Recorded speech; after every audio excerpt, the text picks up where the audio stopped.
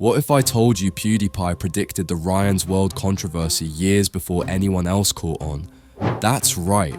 What seemed like just another toy unboxing channel turned into something much more complex, and Felix saw it coming. Today, we're diving into the truth about Ryan's World and how a channel run by a 5-year-old became a corporate machine disguised as family fun. You're not going to believe what we've uncovered, so stick around. When Ryan's World first burst onto the scene, it looked innocent enough. A cute kid unboxing toys, spreading joy to millions of viewers worldwide. But PewDiePie, always quick to notice the unusual, had a gut feeling something was off. Back in January 2017, during his reaction to the channel, he joked about the absurdity of a 5-year-old dominating YouTube. Yet, behind the humor, there was an unspoken skepticism that's impossible to ignore today. Brush your teeth. Ryan's going in to take a bath. He's got a tricycle. Welcome to Ryan Toy Review. Fuck, I don't have an intro. Shit. Let's make one right now. Welcome to Felix Toy Review. Has it really gone to that point? Making fun of 5-year-olds? But as PewDiePie kept watching, his tone began to shift. The light-hearted jokes gave way to something more critical. He started asking real questions about what was going on behind the scenes of Ryan's World. Was Ryan truly enjoying the content he was making for millions of viewers, or was he just a pawn in a relentless money-making scheme orchestrated by his parents from a very young age? Fast forward to Ryan's latest venture, a big-budget movie managed entirely by his parents. It was clearly designed to rake in even more cash, but the results spoke volumes. The movie flopped spectacularly, leaving many to wonder if the charm of Ryan's World was finally wearing off. Was this failure a sign that audiences were beginning to see through the glossy corporate facade? What is that third Titan Slayer? You need us. She has a point. How's this for a point? I'm the big brother, I know best, and I'm in charge. The twins go home before they get us into any more trouble. One of the standout moments in PewDiePie's reaction video came when he noticed something peculiar about Ryan's World. How Ryan's mother often interrupted or redirected conversations in their videos. In one particularly telling clip, Ryan was mid-sentence, clearly trying to express himself, when his mother abruptly cut him off to keep the video on track. At the time, PewDiePie joked about it, poking fun at the overly managed vibe of the channel. But for many viewers, that moment left a lasting impression. Even today, it's seen as a glimpse into the controlled environment behind the scenes, raising questions about whether Ryan's genuine voice was being stifled for the sake of the brand's polished image. What are we gonna get? I don't know. Who will you hatch? See, she doesn't even let him finish. He was clearly about to say something there. Who will you hatch? Look at him. We even found a No, you don't matter, because I matter!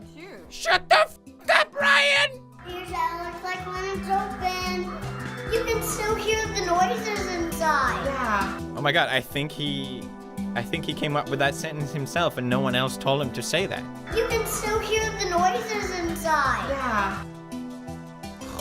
I don't, like, I'm sure he loves it, you know? I'm sure, I would love, when I was a kid, to open a bunch of toys.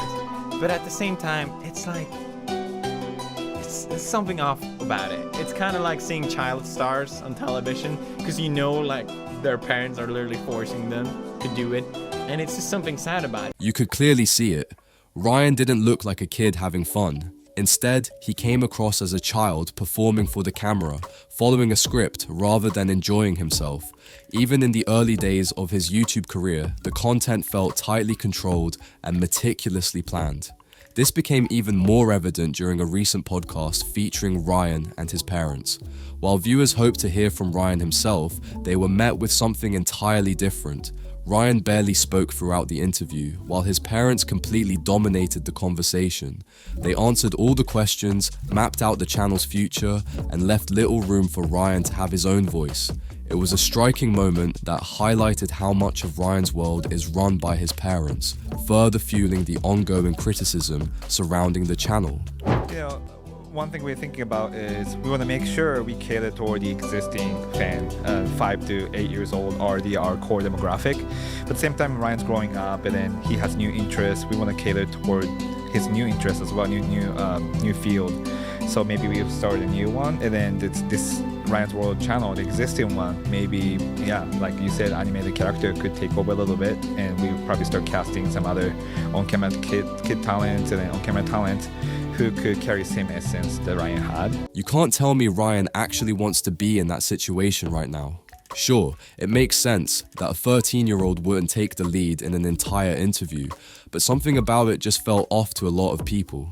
It raised an uncomfortable question. How much control does Ryan actually have over his own brand? And perhaps the bigger question, does he even want to be involved anymore? What makes this even more unsettling is what Ryan's parents revealed during the podcast. They made it clear that the channel is here to stay, with or without Ryan.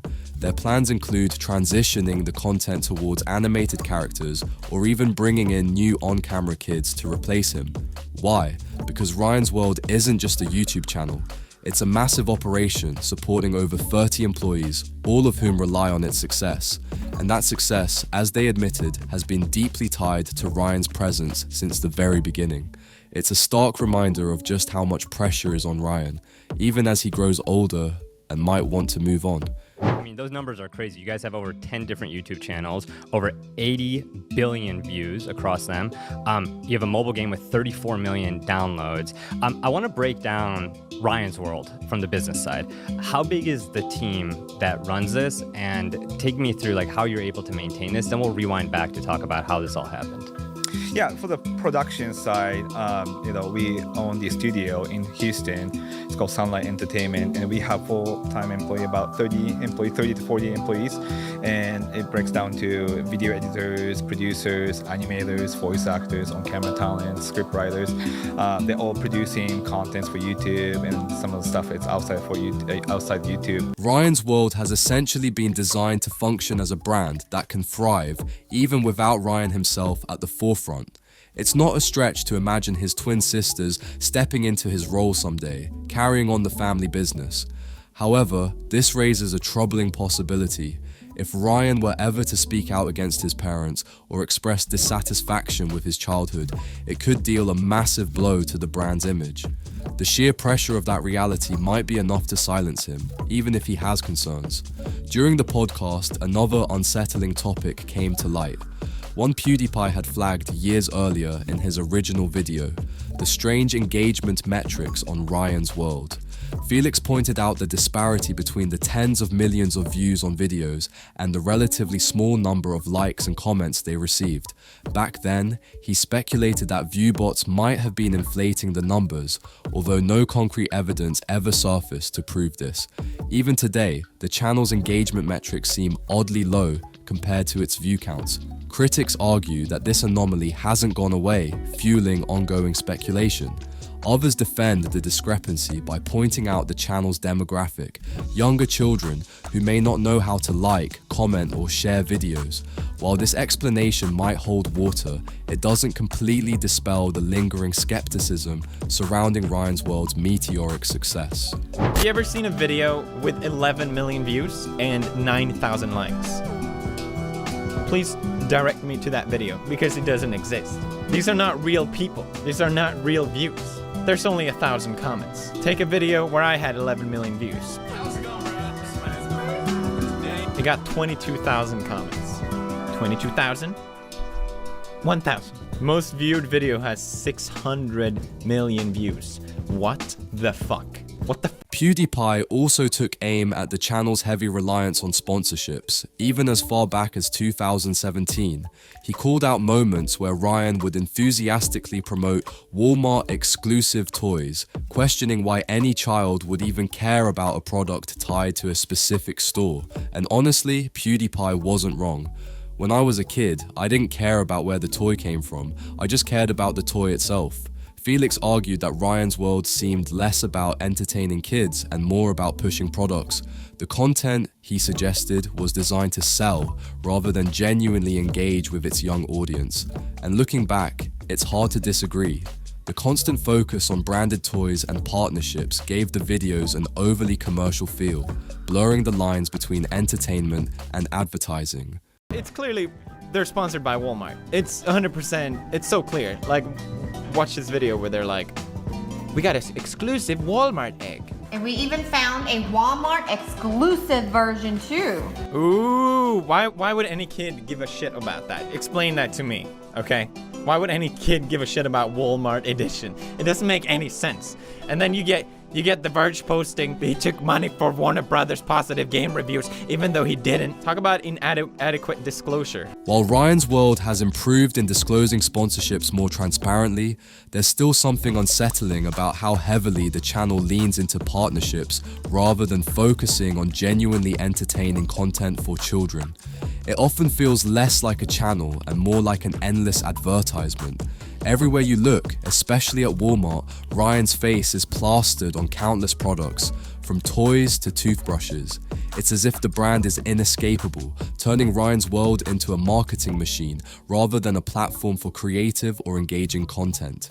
For many, this oversaturation only reinforces the idea that the channel prioritizes profit over play, leaving a bitter taste about the direction it has taken. Let's find out who has Ryan's World's toothbrush set will clean my stained teeth. It's disclosing time.